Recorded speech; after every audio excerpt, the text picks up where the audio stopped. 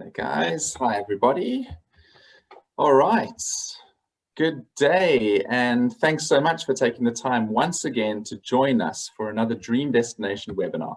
Nikki, my co-host, and I are once again really looking forward to tonight's presentation, which features Alaska. This is certainly an exotic part of the world and a place that is very high up on my personal wish list for places to travel to and see one day. As with all of our webinars, we love engaging with you as much as we can and sincerely appreciate fielding your questions. Tonight, Nikki will be doing the Q&A at the end with Stephan. And if you have a question or just want to say hi, please use the Q&A box or the chat function provided. Our guest speaker tonight is certainly no stranger to most of you, but in case you needed a reminder or are joining us for the first time, Stephan kicked off our Dream Destination series back in early June with Sri Lanka before returning in September to give us a wonderful overview of the Pantanal in Brazil. Sadly, at the time, the region was experiencing some of its worst fires in years, but thankfully these have now subsided. It could have been even worse were it not for the heroic efforts of many landowners and others on the ground in Brazil, and I'm also happy to report that the rains have returned to the region. Today, however, it's all about Alaska, so something completely different to the tropical parts of the world where Stephan has taken us to in the past. As mentioned already, Nikki and I are really looking forward to this one, and we are very excited to have Stephan back showcasing another incredible dream destination. As we have all become accustomed to, Stephan will be providing some excellent background information on the region to augment the spectacular wildlife that is to be found here. And on that note, I think it's enough chit chat for me. Time to hand over to you, Stephan. All righty, thank you, Nikki and Keith, again for hosting this.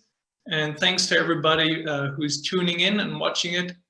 I hope you will enjoy it. It's one of my favorite destinations. So Alaska is definitely my favorite place in North America to go birding and lead tours. And my favorite place, one of my favorite places in the world. It's a big place, so let's get started. I do have a lot of slides about the wildlife there, and won't touch too much on logistics, so please, if you have questions about that, the Q&A session will be perfect.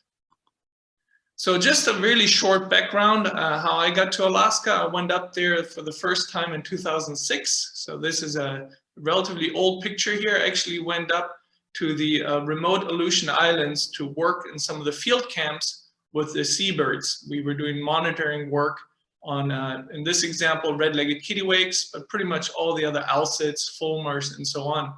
So the first couple of years I actually spent out in the Aleutians and also doing some seabird surveys from ships in the Bering Sea. I then spent several seasons on St. Paul Island, which you can see here, working as a resident guide there. So interestingly, for the first 5 or 6 years that I went to Alaska, I did not see a single mosquito or a brown bear. So I really started birding the state on the fringes. But since about 2015, I've pretty much led all the major itineraries to the other destinations too. So Alaska is a really big place. Here's a map of the state of Alaska overlain on the lower 48 states. In terms of landmass, it's well twice the size of Texas. It has a huge extent. It reaches about 2,400 miles from Southeast Alaska to the very western tip at Attu Island, the westernmost of the Aleutian Islands. So that's about the same distance as from New York to LA. 2,400 miles east to west.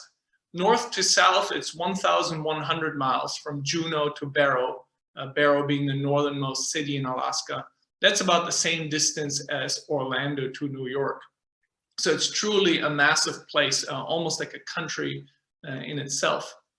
And here's another map of the state. To the east, of course, it's bound by Canada, and on all the other sides by some major seas, the Beaufort and the Chukchi Sea to the north, part of the Arctic Ocean, the Bering Sea on the west, and Gulf of Alaska to the south.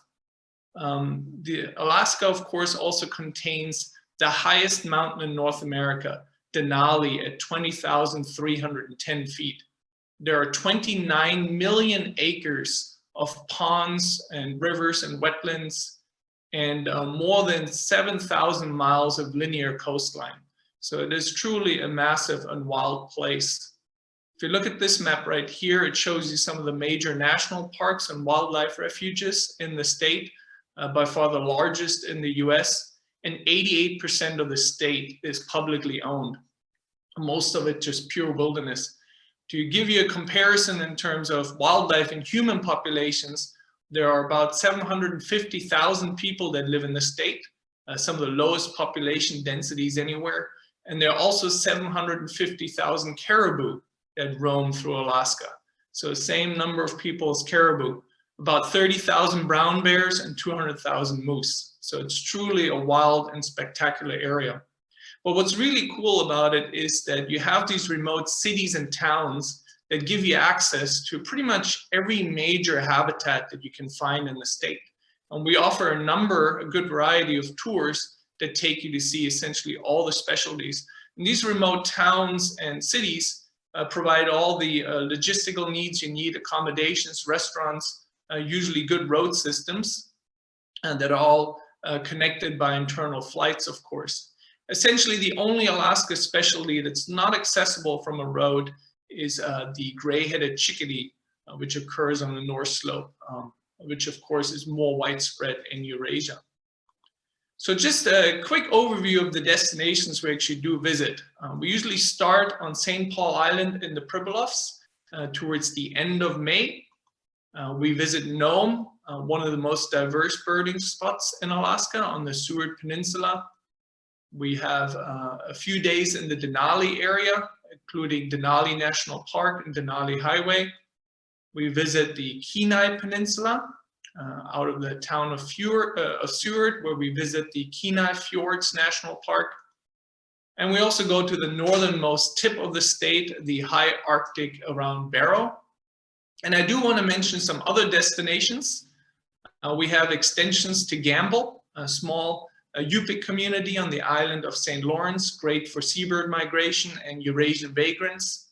We also have extensions to Adak, which also offer more chances for Eurasian vagrants and seabirds, and also have an extension to Dutch Harbour, where we do a pelagic to see the range-restricted whiskered auklet and have chances for short-tailed albatross, for example. But let me focus on the main destinations that we go to. And that showed you a pretty good spread of all the places we visit. So we do start on St. Paul Island, which is accessed by a flight from Anchorage. Essentially, all our tours start and end in Anchorage, Alaska's largest city and the major transportation hub. St. Paul Island is the largest island in the Pribilof Island group. There are two major islands. There's St. George, about 45 miles to the south.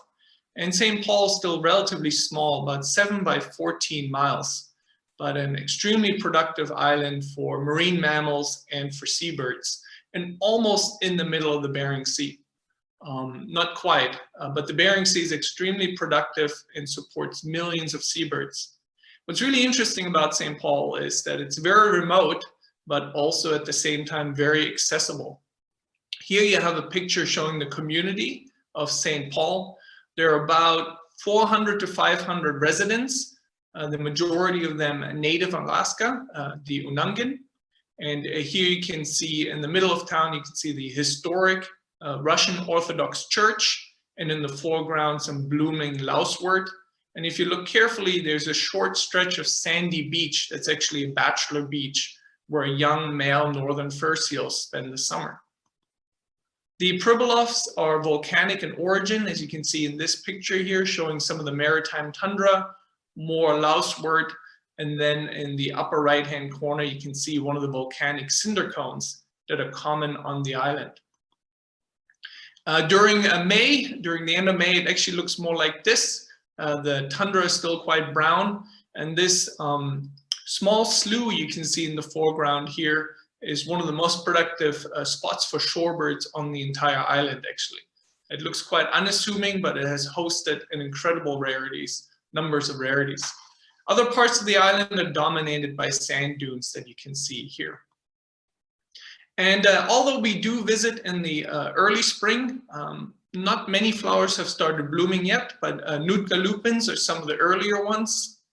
And we should definitely see some rock jasmines, for example. They bloom also relatively early. So it's not just great for birds, but also great for wildflowers. There also is a small museum on the island that has exhibits about the Unangan culture. Here, for example, is one of their famous bentwood hats. This is actually fashioned from a single piece of wood. And the hunters used to use that going out to sea in their baidarkas, their skin boats. And this would shield the eyes from the sun and also shield their eyes from potential prey. Quite ornate, these bentwood hats. But really the Pribilofs are most famous for the aggregations of nesting seabirds that utilize the volcanic cliffs here. Here you can see a picture from the high bluffs, which at 300 feet are the highest seabird cliffs on the island. And they're chock full of alcids, gulls, and fulmars. Here you can see a group, for example, wandering down to one of the more accessible cliffs called Ridgewall, which essentially supports every single breeding species of seabird on the island. In the background there, you can see Otter Island, one of the smaller outlying islands that are part of the Pribilofs.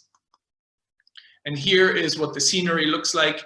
You can get quite close to the birds. It's fantastic for photography and close studies. And here's a group looking down at the seabird colonies from the Ridgewall.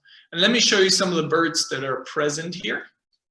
They include horned puffins, for example, which is, you can think of the Pacific counterpart of the Atlantic puffin, quite ornate, tends to nest in rocky crevices.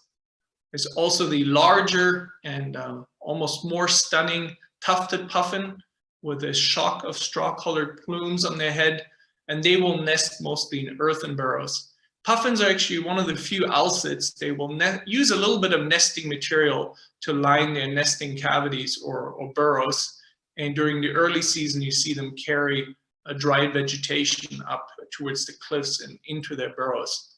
But again, you can get quite close to these, sometimes down to 6 feet or 2 meters. And there are also thousands of murres, dominated by thick-billed murre. This is the more northerly of the two murre species. You can see here with the white line near the gape and quite a dark plumage.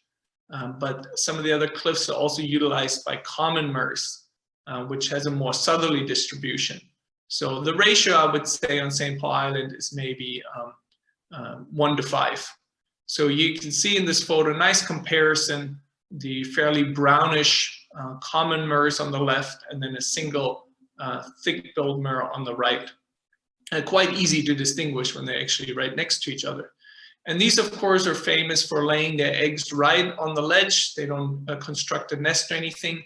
And after fledging, the chick will stay on the nest ledge for about 2 weeks and then fling themselves off that ledge before they can actually truly fly to follow the male out to sea. So quite an exciting start to life for these murre chicks. And there are many, many alcids, like the least auklet. This is the most numerous species of auklet in the Bering Sea, estimated at 9 to 10 million in total. And there are major breeding colonies on St. Paul Island. They do like to nest in these boulder beaches, and you can go down to the shoreline, and if you sit down quietly, the birds will return, land on the boulders all around you. Quite gregarious and a noisy species. About the size of a sparrow, one of the smallest alcids out there. They're also the bizarre parakeet auklet, named so for their call. And this occurs in lower numbers, but it is the most widespread of all the auklets in Alaska. And a few hundred on St. Paul Island. You can often get quite close to them. They do have a bit of a unique bill shape, which with the lower mandible curving up, and that probably helps them catch gelatinous prey like jellyfish and ctenophores. So they seem to have a bit of a more unique diet compared to some of the other auklets. And then the most comical looking one, and one of the most gregarious, the crested auklet. They're very noisy. They have these unique trumpeting calls, this beautiful forward curving crest. and it's really fun watching them interacting. The other interesting thing about them is their plumage has a citrus smell to it, which they share with the whiskered auklet. It's not quite known what the exact function is of that chemical, but it probably has something to do with social interactions. But crested auklets just occur in a few hundreds on St. Paul Island, but there are 1 or 2 points where we can get close to them for photos and great views.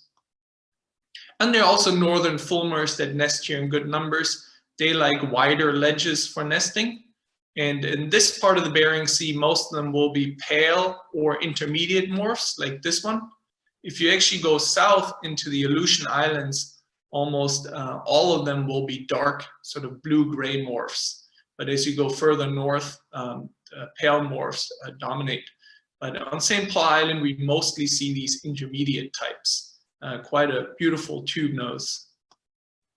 And St. Paul Island is also a great place to see another Alaska specialty, the red-faced cormorant. Their colonies move around a little bit on the island, but each year we can find them nesting already by late May and get great close views. Now, almost restricted to the Bering Sea in terms of its range. And there are thousands, or I should actually say tens of thousands, or okay, let me rephrase, hundreds of thousands of kittiwakes in the Pribilofs, really one of their major breeding colonies. Most of them are black-legged kittiwakes that you can see here in flight, with a long bill and long neck. You can see the black feet sticking out.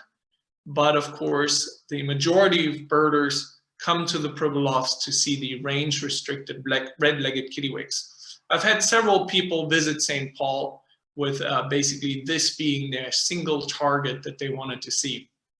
The red-legged kittiwake is restricted to the Bering Sea, essentially spends the winter in the Bering Sea in the northern Pacific, and there are only a few breeding colonies scattered through remote islands in the Aleutians, small colonies in the Commander Islands, but 80% of the world population breed in the Pribilofs.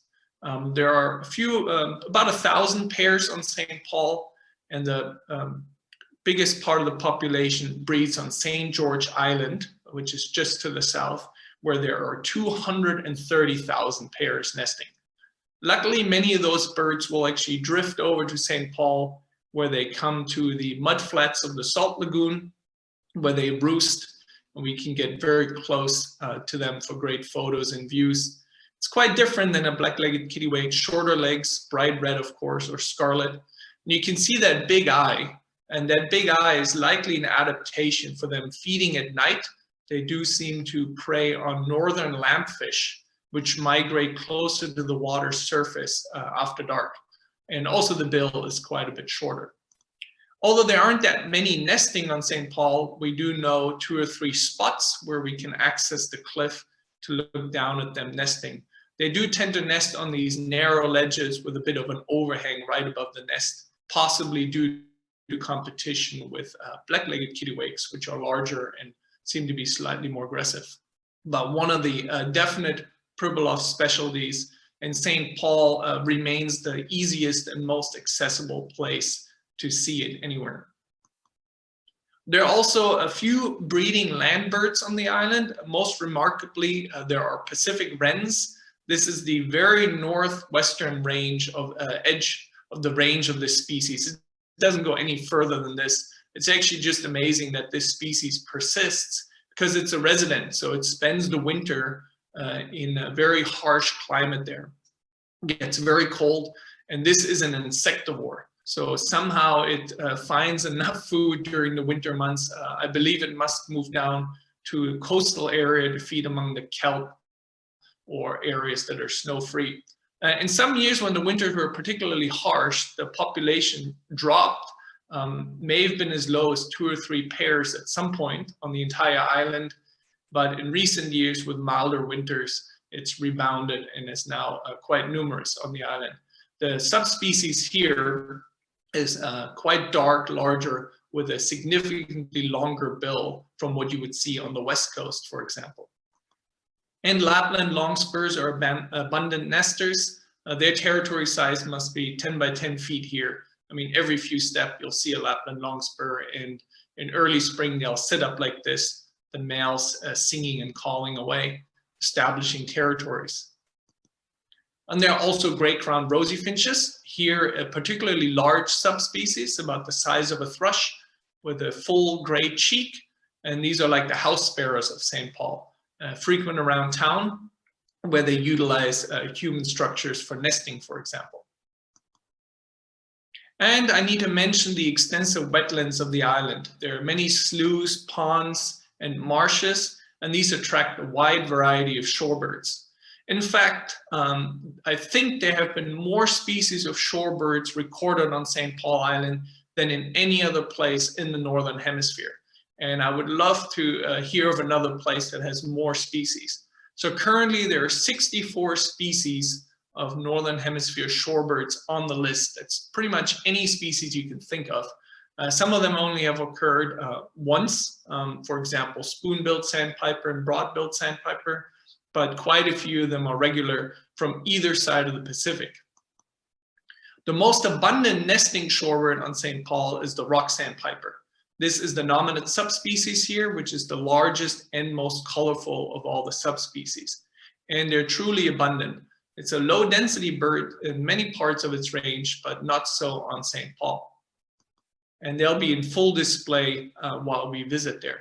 And here you can see some of the variability. This is another rock sandpiper. They can vary from really rusty red to this very pale color. One of the most variable shorebirds that I'm aware of, actually. And when I mean abundant, I mean abundant. Here's a roosting flock of all rock sandpipers on the beach. And during certain times of year, they can congregate by 200 to 300 on the salt lagoon, for example. The second most common breeding bird on St. Paul is the Redneck Falrope. Here's a female. This is a polyandrous species of shorebird. Nest in the small marshes and ponds. And remarkably, there are also least sandpipers that nest here. Again, this is the very western edge of their range. It's amazing that they're persisting out here, maybe a relic population when the Pribilofs were part of the Bering Sea landmass. But there are about 3 or 4 pairs on the island, and they always give people a bit of a start because we always hope for something rare from the other side of the Pacific.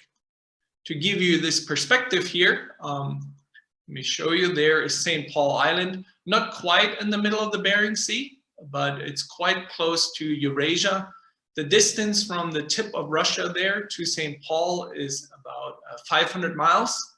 And up here, if you can see my cursor, is the Anandir River Valley, which is the northernmost extension of the taiga forest in Russia.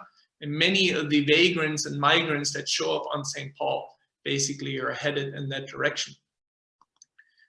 So some of the, many people come to St. Paul to add species to their ABA list, and it is well known as a vagrant hotspot from where to see Eurasian species that are rare or uncommon in the rest of the ABA area.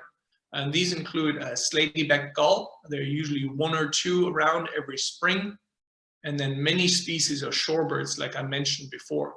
Wood sandpiper is one of the most regular vagrants or migrants from Eurasia, sometimes can occur in sizable flocks, has even stayed into the summer to breed.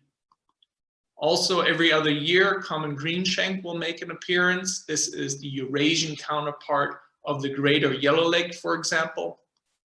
And also redneck stint, a stunning shorebird species that migrates through here. These will actually nest in low numbers in Western Alaska, but mainly it's an East Asian shorebird. And there's no identification challenges with this one in breeding plumage.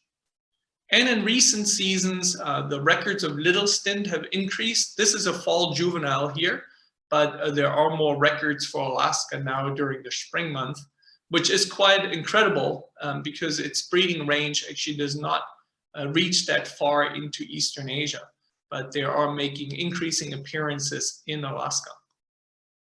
And there even have been some recent spring records of marsh sandpipers. This is a true overshoot vagrant. It doesn't nest that far north in Asia, so it overshot into the Bering Sea and ended up on St. Paul Island.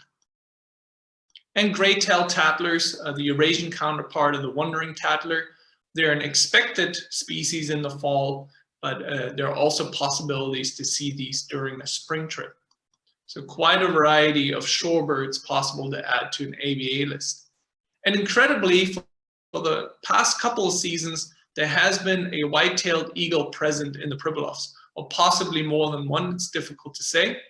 It's a bird in juvenile plumage. I think this picture is, I think, from 2016.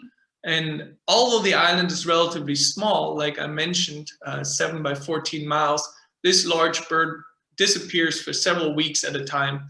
It may utilize some of the outlying islands, but fortunately, during recent tours, every time I had a group out there, it made at least one appearance. So it's a great bird to add to the ABA list. And the last time I saw it, it was actually hanging out with an immature bald eagle. Waterfowl also prominent on St. Paul Island, and tufted ducks, another Eurasian species, are regular during the spring months. And so are several Eurasian passerines. Brambling is probably the most common Eurasian passerine to pass through St. Paul. Here's a small group of them feeding on birdseed in town. Every other year we have chances of seeing hawfinch, quite rare, but absolutely stunning when they do show up. And this is more rare, but it is possible to see common rosefinch to add to the ABA list during the spring months. And during recent visit, we even had good luck with gray streaked flycatcher, another old world flycatcher, and this one stuck around several days in the same spot.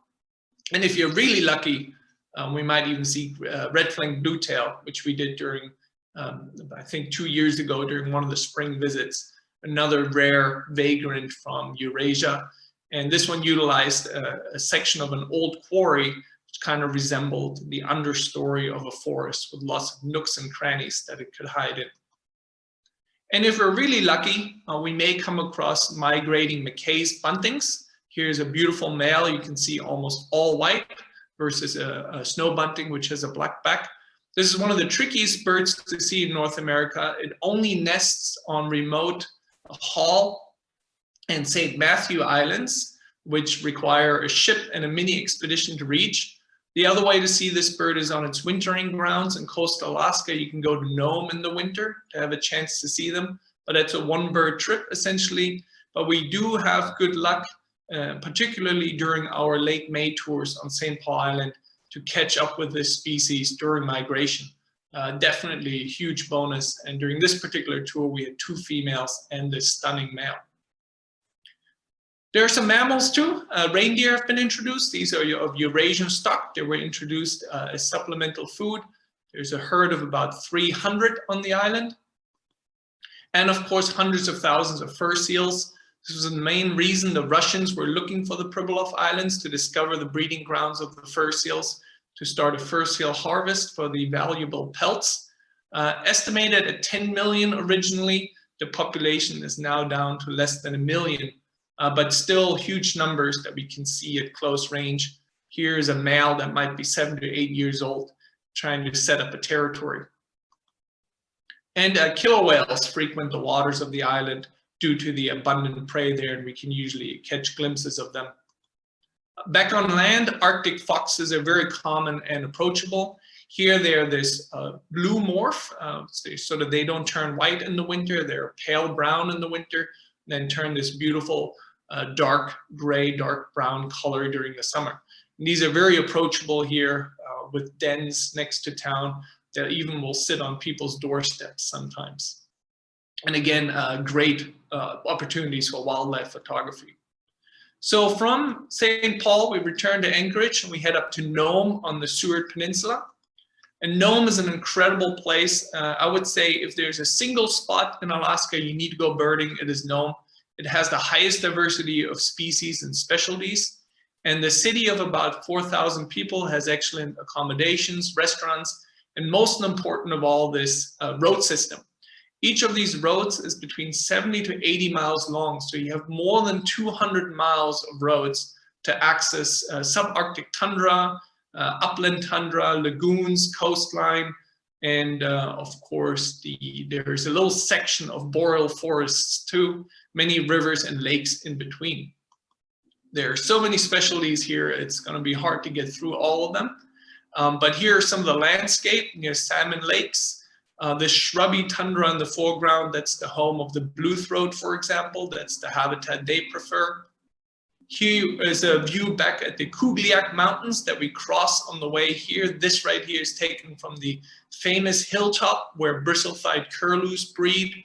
One of the, essentially the only accessible place or easily accessible place to see that species on their nesting grounds.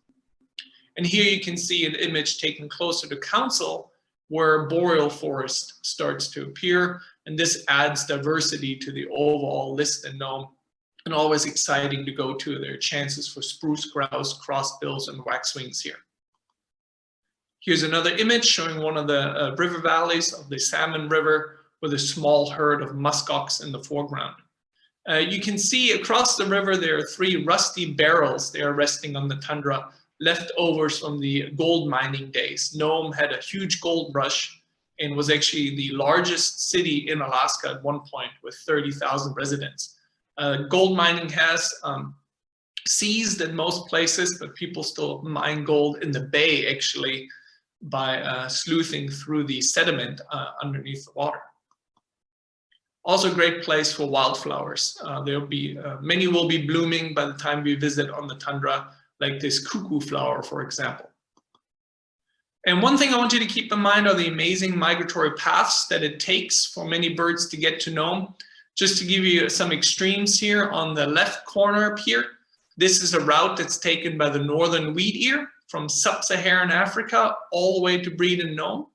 On the extreme right, that loop that you can see, that would be a migratory route taken by a red knot, which also breeds in Nome and can migrate all the way to the southern tip of South America, and pretty much everything in between. And I'll remind you of these migratory pathways when I go through the individual species here.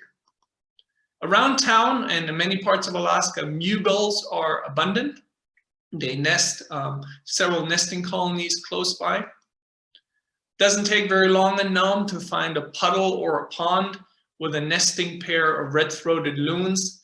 They will commute between the bay to feed and their small nesting ponds. Get great views of these. In fact, Nome is fantastic for all the species of loons. During one tour, we saw all 5 species within 1 hour. Arctic loons nest here in low numbers, and yellow-billed loons migrate through. And there'll be hundreds of Arctic terns flying over right above town. And a long-tailed jaeger is a very common nesting jaeger on the tundra here. All 3 jaegers occur, but long-tailed is the predominant species. You can oftentimes get close views of them. And offshore and in some of the larger lagoons, common eiders are nesting.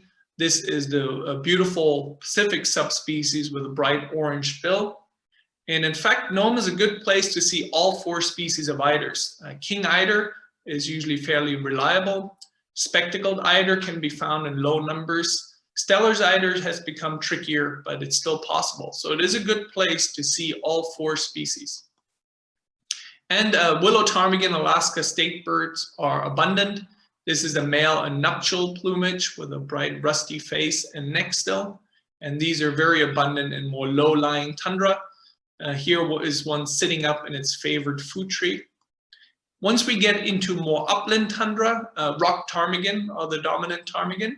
And they will oftentimes still be in this wonderful, almost pure white winter plumage when we arrive. You can see the black lores and distinguish it from the similar willow ptarmigan. So both ptarmigans are readily found along the road system here. And Nome is also a great place to catch up with a great Arctic hunter, the gyrfalcon. During most seasons, we can find an active nest, which at that time may already have chicks in it. We can watch the adults bring food back to the nest, or we may even come across one hunting across the tundra. Pretty much all the birds in Nome are these gray or brown morphs. The pure white gyrfalcons are more typical of the high Canadian Arctic, and I've never seen one of those around Nome. Another raptor that nests here is the rough-legged hawk. We can oftentimes also find active nests, and usually there are also active nests of golden eagles. Another Nome specialty is the Aleutian tern, which has scattered colonies in the Nome area. that we can get to, and they will also commute between the bay and the colonies for great views. And these winter somewhere off Indonesia or even off Australia, not quite known yet, quite an enigmatic species and a beautiful tern with a very distinctive shorebird-like call.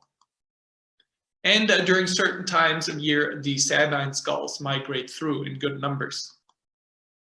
Here's an aggregation of migrating shorebirds and the Sabine gulls, surfbirds, rock sandpipers, sanderling, just overflowing with birds everywhere you look. On some of the lower tundra, we see Pacific golden plovers, which may have wintered in the Hawaiian Islands. And then, of course, the main specialty. It's not easy to reach, even in Nome. It requires a 140-mile round trip and a hike up onto the upland tundra. They prefer dry tundra, the stunning bristle-thighed curlew, here showing off its distinctive cinnamon-colored rump. The bristles are harder to see on the thigh, but we usually have luck finding pairs or multiples of them, depending on the season. Bar-tailed godwits nest in Nome, and quite a remarkable bird, known for the longest over-water flight of any species. They can fly directly from Alaska to New Zealand in 11 days. That's a journey of 7,500 miles. And redknots nest in very small numbers in Nome. It's a declining species. We go to a particular section of rocky tundra and oftentimes can find them there. Here was one on a nest, which was one of my favorite finds in the Nome area. And lesser sand plover, this is a Eurasian species that makes regular appearances in Nome, possibly nests on some of the more remote hilltops, but we can usually find it around Safety Lagoon. Some of the songbirds around are the northern reindeer, which I mentioned before, coming all the way from sub-Saharan Africa, common in the Nome area, and the stunning blue-throat, one of the most wanted species here. They nest in the low shrubbery areas, and they do this amazing flight display. That's usually how we can find them. Very small chat from the old world, and they will actually winter in Southeast Asia. And Arctic warbler, another old world species that breeds in Nome, also winters in Southeast Asia. They used to not arrive until the second week of June, but with changing temperatures, they're arriving earlier and earlier. We can even now find them on our May tours. And I put the blackpoll warbler in just as a comparison. They nest right next to the Arctic warbler in some instances, and these will migrate all the way to the northern Amazon basin of South America. So quite amazing that these birds meet here in Nome to breed. Another old world species that we all want to see in Nome is the eastern yellow wagtail. And even white wagtails have returned to Nome to nest. So these are some of the Nome specialties here. Some mammals include snowshoe hare, which can be quite abundant during certain years, which increases chances for seeing Canada lynx. Of course, the musk ox is common even in town and around town.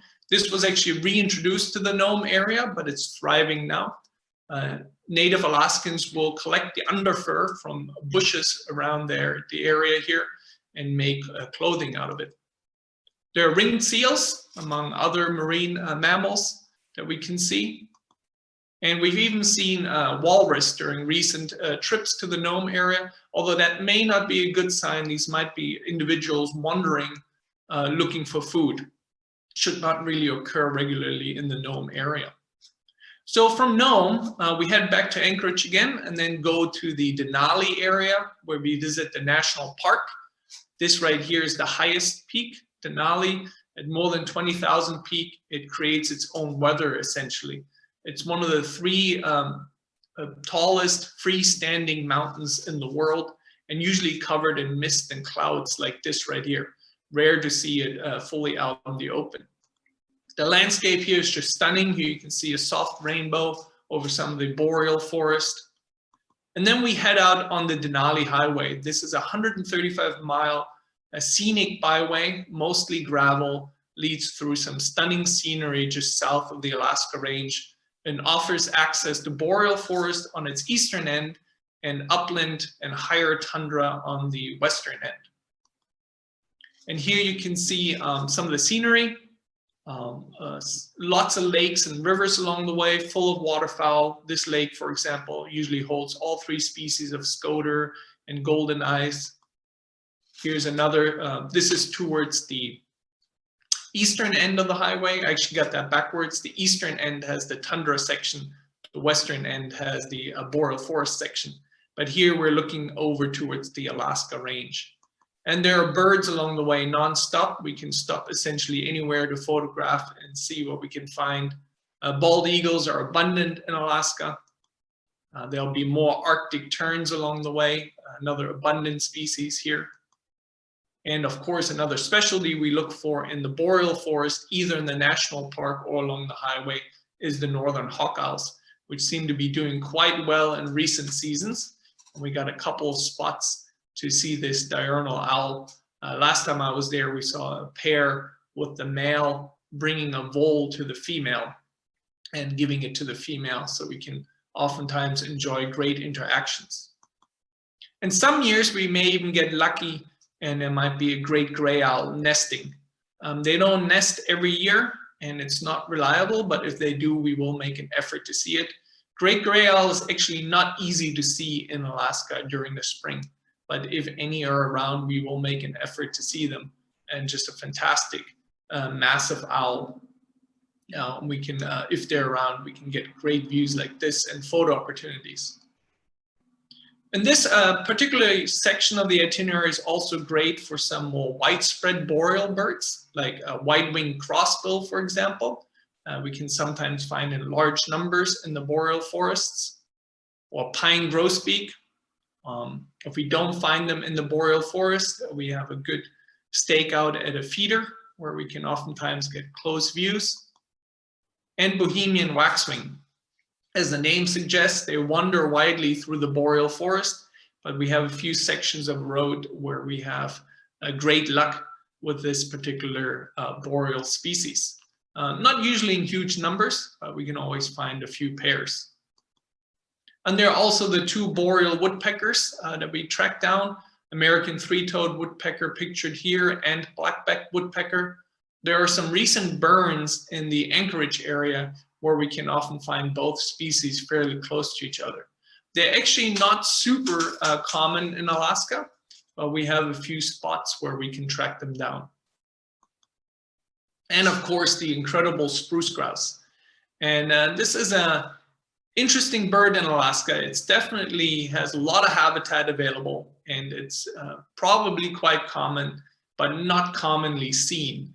In fact, on every tour I've led in the last couple of years, on each tour I've seen exactly one, which is perfect. That's all you need. But we do have a great stakeout near one of our accommodations in the Denali area, where this particular male holds a territory. But spruce grouse is, we always see it, but it's one of those birds that's never guaranteed and sometimes requires a bit of effort. But a really fun one to get to see, especially as it's doing a semi-display like this one right here. And if we're extremely lucky, we may do the full ptarmigan sweep. So along the Denali Highway, we'll definitely see willow and rock ptarmigans too. And we can make an effort in some of the mountains outside of Anchorage to try to see white-tailed ptarmigan. This is a male white-tailed ptarmigan right here in some light drizzle. And this species prefers higher elevation. It's in Alaska. It's a bit tricky to get to, but we will make every effort, and it's always very enjoyable to do a full ptarmigan sweep on this tour. And the Denali Highway is also a good location to see Arctic warblers, which by that time of the year have arrived in good numbers, preferring these alder and willow thickets. And we also make a special effort to see Smith's longspurs on its breeding grounds. Has become very rare in the Denali Highway area, maybe declining due to encroachment by shrubby vegetation with increasing temperatures, but there are still one or two spots where we can hike out into the tundra to see this stunning longspur species. It also seems quite sensitive to disturbance too, but in recent years we've had consistent luck, and that's always an exciting morning to hike out there and try to see this bird. It's more common and widespread in the remote north slope of Alaska. There are many waterfowl. Tundra swan are abundant throughout this area in Alaska, and so is the much wanted Barrow's goldeneye. In fact, the Barrow's goldeneye we can sometimes see in the lake right behind the hotel in Anchorage. And if we don't do so, we can find them along the Denali Highway. Here, beautiful male with this crescent white shape on its face, setting it apart from the common goldeneye, which also occurs along the Denali Highway. There are not that many shorebirds nesting in the tundra here, but whimbrels do nest in some of the higher sections of tundra that we can access. And so do semi-palmated plover. Just a few pairs along the Denali Highway. And we have good stakeouts for American dippers, usually near a bridge where we can find breeding pairs and active nests that time of year. The parents will most likely be feeding nestlings. And there is, of course, a large variety of breeding sparrows and warblers. I won't touch on all of them here, but they include golden crowned sparrow, for example. But there are fox sparrows, tree sparrows, pretty much any northern sparrow you can think of will nest along the Denali Highway alongside yellow warbler, black-polled warbler, and so on. So just, and these will all be in full song, setting up territories alongside several species of thrushes too, of course, Swainson's gray-cheeked and hermit. The Denali National Park is our best chance for large mammals like brown bear. Sometimes we see a dozen, sometimes just a handful, but they're fairly common that time of year, and we always keep an eye out for them. And we also have chances to see American black bear, particularly in the Anchorage area. A couple of areas we can scope and get good views of them. Some other mammals we're likely to see are reindeer. They're called caribou in Alaska, but it's reindeer and caribou are the same species, with reindeer being the official name. So they occur in Denali National Park and get often good views of them. There are also Dall sheep and moose, of course. Some of the smaller mammals include Arctic ground squirrels, quite common. And in some of the more alpine, rocky areas, we can see the hoary marmot. And Alaska is also a good place to see North American porcupine, actually. And we usually see one along the roadside somewhere on the way to Denali or back. So after Denali, we head down to the Kenai Peninsula, short drive from Anchorage, and we stay in the coastal town of Seward, just a gorgeous place. It's got some excellent seafood restaurants, dramatic scenery as a backdrop, and we do a full day, 12-hour boat trip into the Kenai Fjords National Park from here. This is the typical, or I should say stereotypical, coastal Alaskan landscape. Here's the Ayalik Glacier pouring down from the Harding ice field, and you get this dramatic calving and breaking of the glacier here. And it's just stunning scenery all the way around. We enter the fjords, we go to some outlying islands, the Chiswell Islands for seabirds. It's a fantastic outing. And of course, there will be many seabirds along the way. We actually see both species of puffins, rhinoceros auklet, both species of murre, and many murrelets, including ancient murrelet, which is often quite flighty, but we have a small boat which can maneuver quite well to get us close to them. There'll be many marbled murrelets. This is a very small but common murrelet here. Can also be readily seen from land. But the true specialty that we're after is the Kitlitz's murrelet. This is a murrelet that specializes on the glacial waters very close to where the ice is coming into the fjords. And you can actually see the color of the water changing. So this very silty or milky color, and that's where these Kitlitz's murrelets are found, particularly in areas where there are small floating ice chunks, and they can really camouflage well among those ice chunks. And if you see any murrelets before you reach the glaciers, they're almost always marbled. Once you get close to the glacier, you can see these Kitlitz's murrelet, the shorter bill, quite a large eye, this beautiful frosty coloration, which resembles floating ice. And back on land, we can look for some breeding shorebirds. There are wandering tattlers usually found in this area. And we can even access some stretches of temperate rainforest here at the northern extent of this particular forest type. And there are nesting Pacific wrens here. great views of those. This is also the northern extent of varied thrush, although they do range into Nome, actually, I should say, but they're common here in the Kenai Peninsula. And while we're out back at sea, of course, there'll be many marine mammals. Sea otters are abundant, forming sometimes small rafts where they all cling together. Here you can see one in typical pose, resting on the water. And also it's a great place to see killer whales. Here's a female breaching completely out of the water. This, I believe, was 2 years ago. We actually watched killer whales chase Dall's porpoises, which is quite incredible because Dall's porpoises are one of the fastest cetaceans out there. And this killer whale, during that particular chase, I don't know why it did it, but it breached at least 30 times.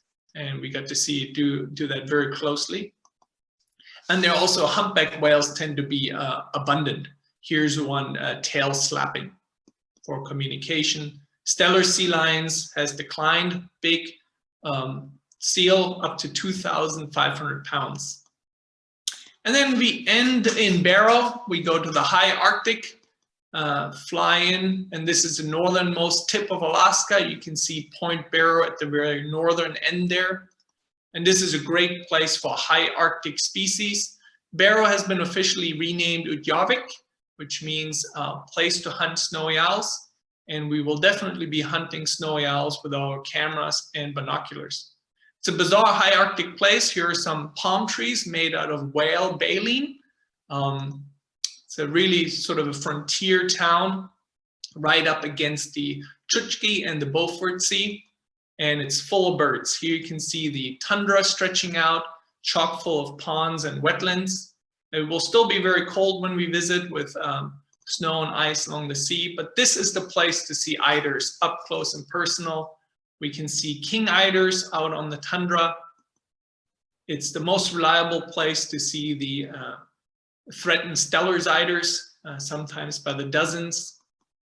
And of course, also the best place to come to grips with a spectacled eider. I've seen a flock of 200 once resting out on the sea ice, actually, but they'll move into the tundra that time of year. We'll be there in the middle of June, get great views of them. And there'll also be long-tailed ducks and many other species of geese and waterfowl. And of course, everybody would like to see snowy owls, which nest here. Depends a little bit on the abundance of lemmings, but we can see between maybe 2 or 3 individuals to a dozen. Varies a bit every year, but here's a male perched up on one of the wooden structures. And it's a haven for breeding shorebirds. Most people come for the eiders, but the shorebirds are some of the most memorable things to be seen here. Red phalaropes spin in almost every little puddle and pond. Here's a beautiful female. There's also a section where buff-breasted sandpipers occur in small numbers during their unique wing-raising display. And then also low numbers of white-rumped sandpipers occur. And it's also a great place to see nesting Baird sandpipers. So if you love shorebirds and you want to experience all their behaviors and see them up close, Barrow is a fantastic place. And occasionally in some years we get lucky and we get a rare Eurasian visitor, like this beautiful curlew sandpiper one year in full breeding plumage that appeared to be setting up territory. There are also redneck stints, quite regular in Barrow. So further chances for this beautiful bird. Also sets up territories in Barrow. And in recent years, we've actually had great luck with little stint. And last year it was found to be breeding in Barrow for the first time. So this may become a real regular Eurasian shorebird to be found in this part of Alaska. But for 3 years in a row, we found at least one little stint. This one is from last year right here. It's also a land of Jaegers, a bit lemming dependent again, but during good lemming years, Pomeranian Jaegers will be abundant on the tundra. And there are also parasitic Jaegers in slightly lower numbers. Here, beautiful dark morph resting on a hummock. And the Barrow sparrow will be abundant, snow buntings all throughout town. People will actually put up nest boxes for them. They nest in buildings and other human structures. And gulls, again, we have good chances for the high Arctic Sabine gulls, which nests in the Barrow area. Sometimes they move through in good numbers and give great photo opportunities. And if we're extremely lucky, we may even see the magical high Arctic Ross's gull. Ross's gulls migrate through Barrow regularly, and sometimes in really large numbers in October. It is rare in spring, but it is always a possibility. So this was actually a pair that we saw during one of our spring tours recently, setting up a territory out on the tundra, giving fantastic views. And ivory gull is also a possibility in Barrow, even in spring. So this was a bit of a whirlwind tour of the largest state in the US. So I hope you enjoyed the scenery and the wildlife photos, and I really appreciate your time. Thank you so much, Stephan. Yeah, wow, Stephan, that was quite incredible. It really was. I mean, I've been wanting to go to Alaska for, well, as long as I can really remember, but sure. And I've done a bit of reading about it, but wow, that was an amazing overview. Yeah. And yeah, I mean, there's been a number of comments as well. The photos are just incredible. And what a virtual tour through Alaska. I mean, you really get to appreciate what each area is about, the scenery, the birds, the wildlife. It was certainly mind-blowing for me. I hope you guys all enjoyed it out there as well. Nikki's going to get stuck into some Q&A now with Stephan. There's a few questions that have come through. If you've got anything that you'd like to know, fire away in the Q&A box or the chat area, and yeah, Nikki can ask Stephan and pick his brain a little bit. But yeah, just before we get stuck into that, I just wanted to take the opportunity to just quickly let you know about next week's webinar, where we're heading off to another exotic location, Svalbard, or what's also commonly known as Spitsbergen. And for this webinar, we're very excited to announce that one of our good friends from Quark, Naomi Box, is going to be joining us and presenting on the region. She's got an immense passion for the region. She loves the birding, the wildlife, so she's going to look at it from a complete overview, complete natural history standpoint. And yeah, it's going to be some stunning photos and what have you around for that too. So you're going to get a really in-depth view into Spitsbergen as well and what that trip is all about. So do join us next week for that one as well. We hope to see you there.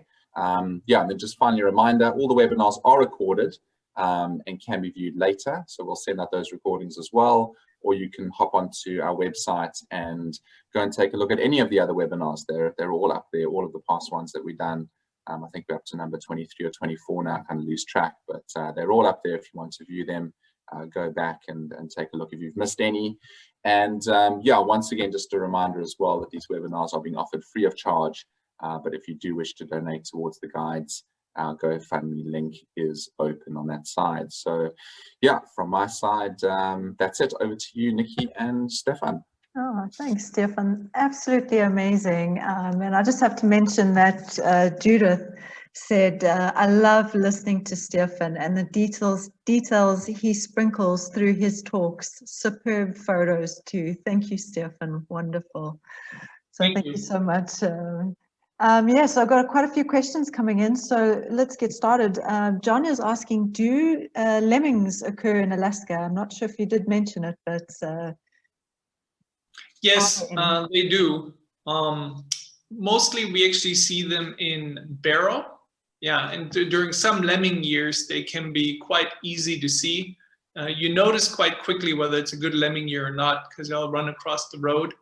And there's actually a bird feeder set up in Barrow in town where we can go to, and there's usually a lemming hanging around there to get a good view of it. In fact, there, interestingly, as an aside, there's an endemic lemming species on St. George Island in the Pribilofs. We don't go to St. George, but it's quite interesting that there is one. So yeah, we'll definitely see lemmings in Barrow. Oh, awesome. I've got so many chat comments coming in just going, wow, great memories for me. Wish I could do it again. This time with Stephan. That's coming from Karen, and Kerry saying, thank you. Can't wait to see it in person. Thomas says, fantastic photos and discussion. Thanks. Hoping to go soon. Thank you, guys. Kerry is asking how much time is spent on boats and how bad are the mosquitoes? On boats, you said? Boats. Okay. So on boats, essentially the only pelagic trip we do is during the Dutch harbor trip. That goes out more to open sea, and that's a 12-hour trip for the day. And then in the Kenai Peninsula, we do a 12-hour trip on a boat there, but that mainly goes through a large bay and into a fjord. So it tends to be fairly calm. And mosquitoes, we time the tours in a way that it's before the mosquito season. Okay. So for example, in Nome, with temperatures getting warmer each spring, in Nome we encounter mosquitoes, but they're not biting yet, if that makes any sense. So usually mosquitoes are no problem at all. And you really have to crawl into some dense boreal forest to stir them up, but they tend to not be active that time of year. So the tours actually timed in a way to take advantage of the highest bird activity before mosquitoes become active. Oh, thank you. I see Jen is asking about the time, and we did notice a lot of people connecting a lot later, and it must be because of our time change. All the clocks went back an hour. So we've actually started at 11 a.m. New York time. So just a shout out there just to watch that time. And if you did miss it, don't worry. There will be a recording that will be emailed to you, as well as it will be posted on our webinar website under the media tab. George is saying, do you see polar bears around Barrow? So in Barrow, the polar bear chances, I would say about 25 to 50% chance, difficult to say. So they are around Barrow. You just have to get lucky to come across them.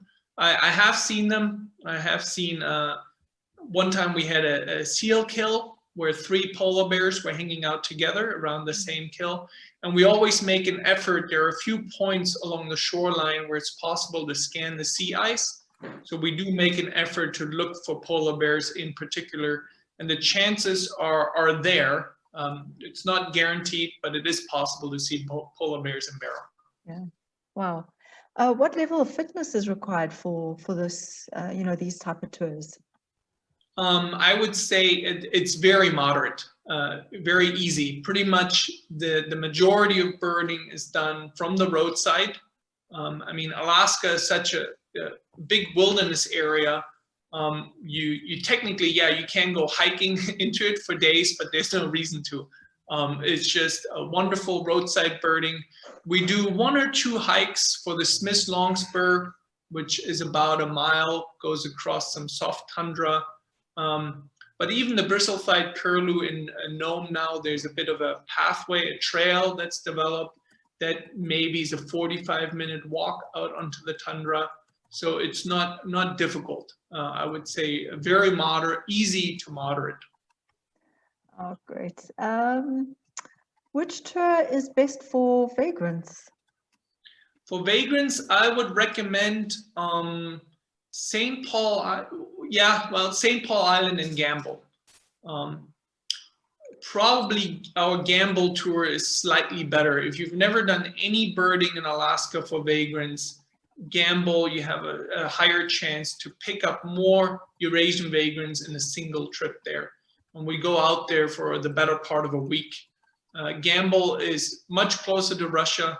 You can literally see Russia from there. So you don't necessarily need big weather systems to carry over vagrants. In recent years, we've had fantastic luck though. And I hope to keep that streak going. But in total, we ended up with about 20 Eurasian vagrants per spring in the last 4 years that I've been out there. So all a bit weather dependent, but it can be excellent. And which Alaska tour is best trip for mammals?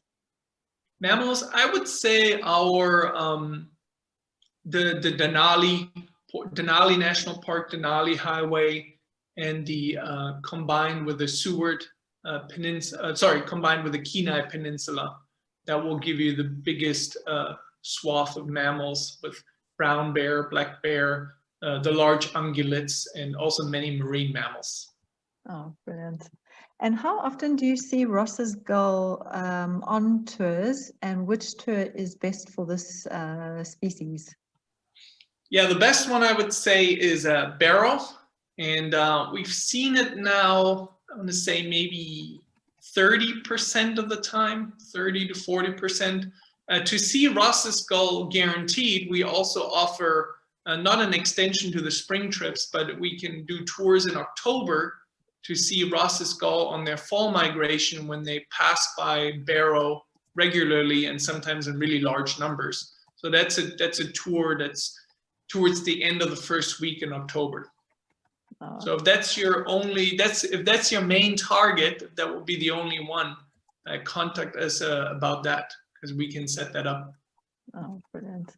And one more question that's come through is, I would love to see polar bear. Which tour is best, or which combo of tours are the chances of seeing a good one? I think we might have just covered that, but yeah, the only chance and the best chance would be Barrow. Yeah. Oh, brilliant. And that is all our questions. Again, a big apologies. Oh, wait, we've got a question that's here. Do you see grizzlies? Yeah, so we definitely see grizzlies. So grizzly is the common name used for brown bears in Alaska. It's actually, brown bear is one species. So the Eurasian brown bear and what you see in Alaska are the same species, although the grizzlies in Alaska tend to be the largest of any of the brown bears around the world. And again, the Denali National Park, Denali Highway portion is the best for them, although we also see them frequently in Nome. So between those two locations, you're pretty much essentially guaranteed to see grizzlies. In Denali National Park, they're most readily observed because in some ways they're used to vehicles and people there. So we've seen them with cubs and really well. So Denali National Park is the best place. Great. Thank you so much, Stephan. Fantastic. Really appreciate everything and your great presentation. Yeah, absolutely fantastic, Stephan. Thank you so much, Nikki. Thank you so much, Stephan. And thanks to all of you for joining.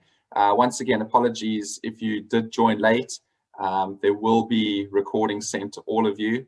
And you can always view all of our webinars in the past, as I mentioned before, and Nikki mentioned it as well, from our website underneath our media tab. They're there for your viewing pleasure. But yes, I'm sure we'll get more and more used to this 1 hour change that's happened. And yeah, hope you'll all be able to join us on time next week. So yeah, apologies for that again. All right. Thanks again. And from all of us at Team Rock Jumper, goodbye. Thank you guys. Hope you enjoyed it. Take care. Cheers, everyone. Bye.